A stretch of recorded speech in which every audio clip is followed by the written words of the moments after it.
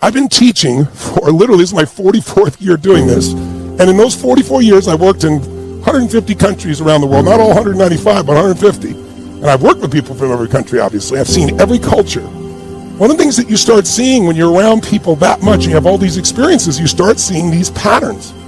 And one of the most important patterns is, frankly, the energy you have. So right now, you're in your homes, and when we first started this, I did this last July, and I had this experience, probably like many of you.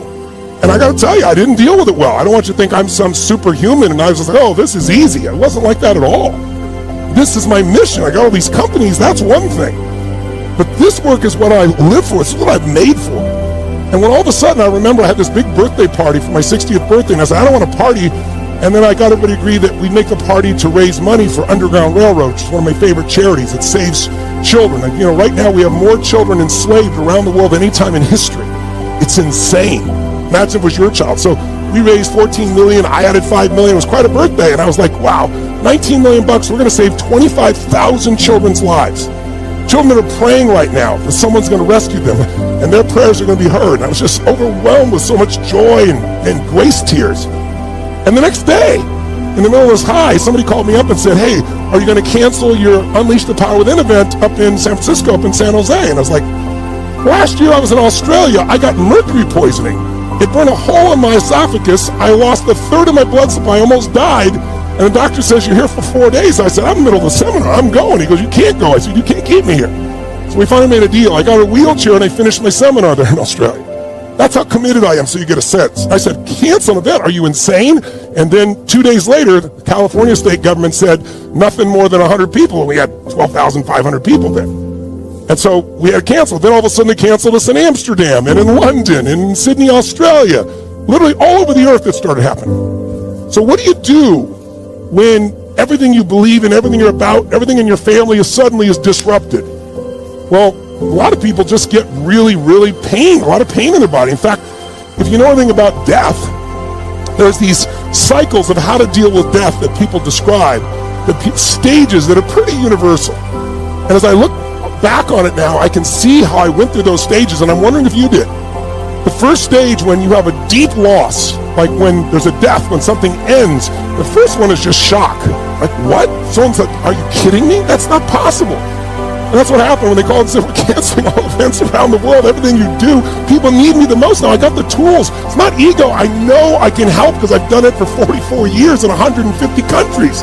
It's like, these people need this now, and they're going to keep me from doing this. It's insane. So first there was just shock. Then the second stage you usually go to is anger or frustration. And I was like, so frustrated. How many can relate? How many went through some of these stages yourself? Total shock when they told you you're going to send your kids home, going to keep you home, shut down your restaurant. What? Right? And then anger, and then what happens? Out of the anger, you can't solve it, so now you start to bargain. Some people bargain with God. And I was bargaining with God. I was bargaining with governors in other states, saying, Vegas, we'll go to Vegas. We'll just move everything to Vegas. They're never going to shut down Vegas. And they shut down Las Vegas.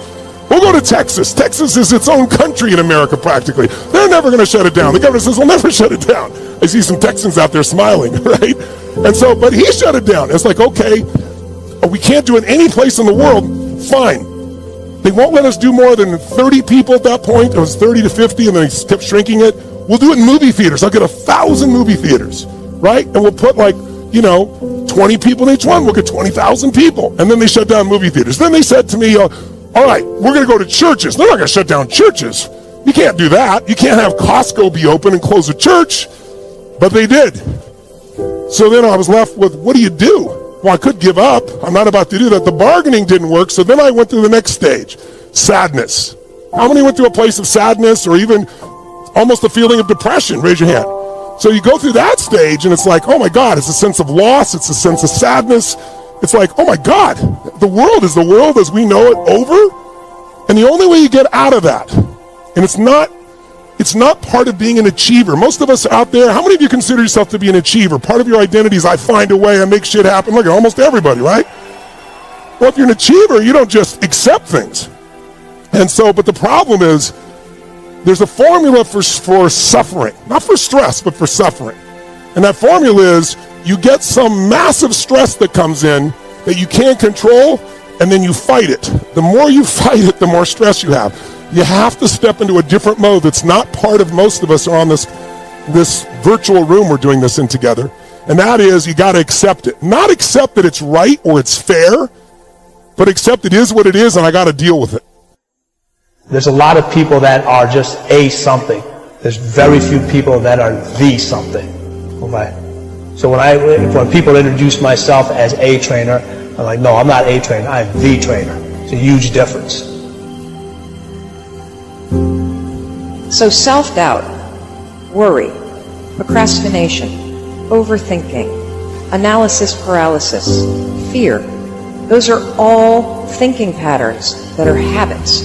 One of the most important things that I want people to understand is that you're actually not a worrier. You have a habit of worry. Big difference. You're not a procrastinator. You have a habit of procrastinating. Big difference.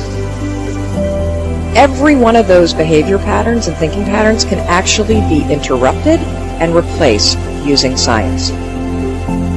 You can use a simple trick. The moment you feel yourself hesitate, the moment you've got one of those moments where you know that you need to, this is that moment that Lewis talks to you about where you got to step outside of your comfort zone and you've got to lean into your passion and you've got to really take some risks and you got to feel the fear and you got to do it anyway. That's the moment where you just woke up and now you got a decision to make. Are you going to drift back into the habits, or are you going to awaken your prefrontal cortex and drive forward and focus and do something new? Success does not require you to look out the window. It only requires that you look in the mirror. To be successful, you don't have to look out the window and, oh, where is my help? Where are the people that I need? All you got to do is stop, look directly in the mirror, and the one person you need to blow up, the one person you need to be successful is looking right back at you. And if you're willing to make a commitment to that person in the mirror, if you're willing to look at that person in the mirror and say, I'll make a commitment to you from this day forward, that whatever it takes, I'll do whatever it takes. Whatever it is you want to accomplish or whatever it is you want to do, you literally have to see it first. If you're not trying to get out of your shitty situation, then every day you're choosing to stay in it. And you can't complain about being given the choice you keep making. You know, one of my favorite quotes is, change happens when the pain of staying the same becomes greater than the pain of making a change. You know what's so funny? We want people to make guarantees to us, but we're not willing to make guarantees to ourselves. You got to know what you're good at, you got to know what you're marginal at, and you got to know what you're stuck at. And you've got to find people who complement your skill.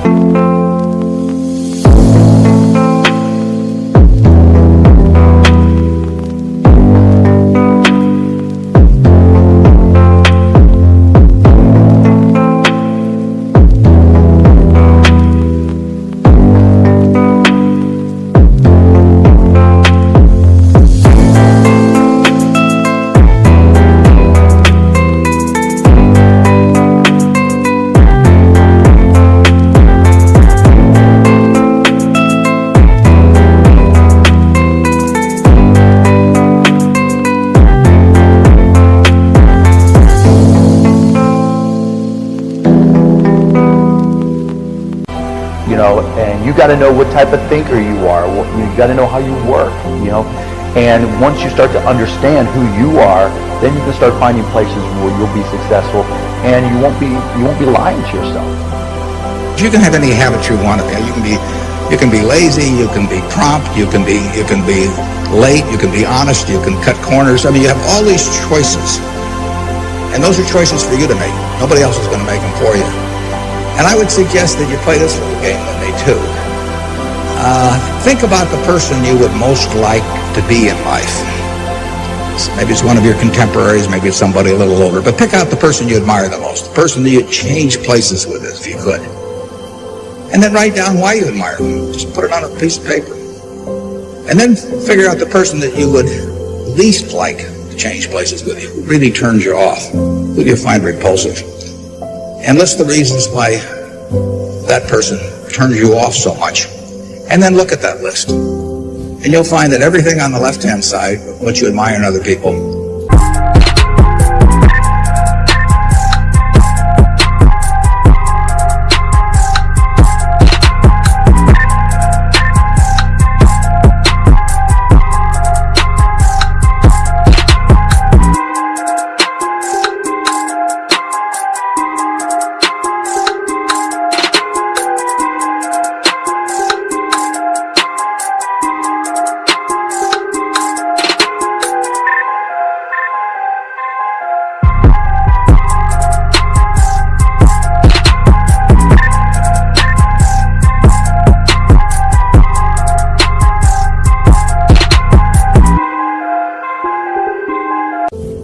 qualities they bring to life, you'll find those are things you can do yourself. It's very simple.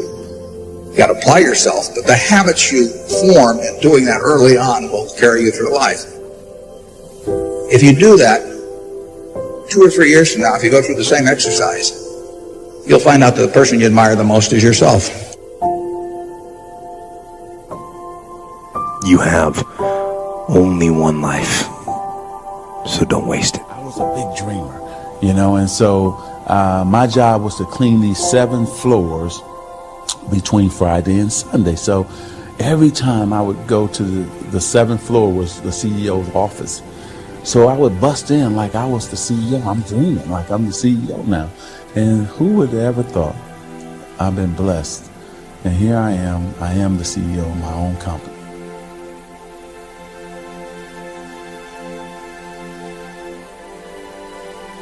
Well, I think that the number one thing is you have to have a very clear vision, a very clear goal of where you want to go, because only then you will get there.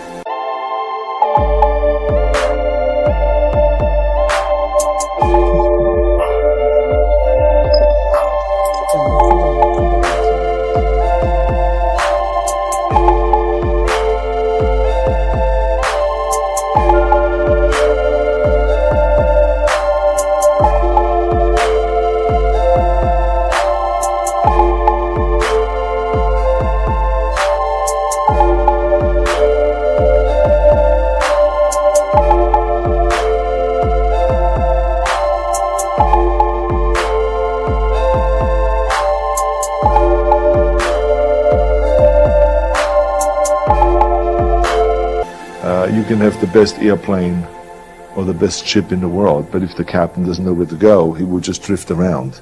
If the pilot does not know where to go, he will just drift around with his plane. So I think the key thing is that we know where we're going, and that you're very passionate about that. You see it always in front of you, the goal. To thrive in whatever you do, please understand your terrain. Know what your target is. Don't guess it. Be as clued up as the next man, because that's your petrol. That's your fuel to get you moving. If you don't know where you're going, what your targets are, you're never going to get there. Period. The other thing that's important is that you got to shoot for the top. You got to go and really have big goals and think big, because then you're going to get big. Then you're going to go and achieve big things. That is the most important thing. You know, we don't achieve big things by accident.